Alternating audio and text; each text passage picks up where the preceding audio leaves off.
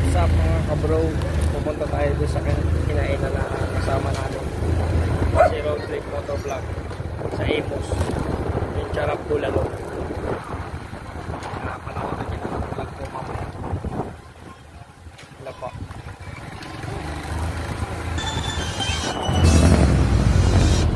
Tralalelo tralala, tung tung tung tung sahur. Tralalelo tralala, tung tung tung tung tung sahur. Tralalelo tralala, tung tung tung tung tung sahur. Tralalelo tralala, tralalelo tralala, tung tung tung tung tung sahur. Tralalelo tralala, tung tung tung tung tung sahur. Tralalelo tralala, tung tung tung tung tung sahur. Tralalelo tralala.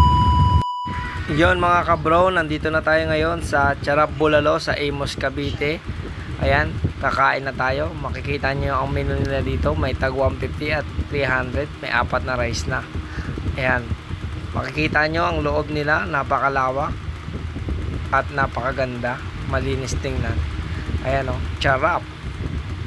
Titikman natin kung masarap talaga ang bulalo dito. Shout out kay Road Trip Motovlog at kay Brad Perds at sa mga ka-rider bros natin.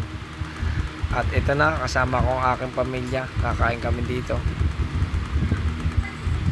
Ayan, o-order tayo ng Charap Bulalo. May ice cream din dito.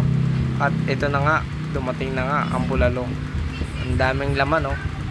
May mga mais pa, oh. 4 na piraso ang mais. Ayan, oh. Gustong gusto ng anak ko yung mais. At syempre, kakain muna kami mga kabro.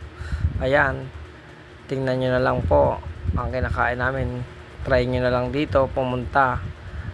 Maraming salamat sa panonood. Please subscribe.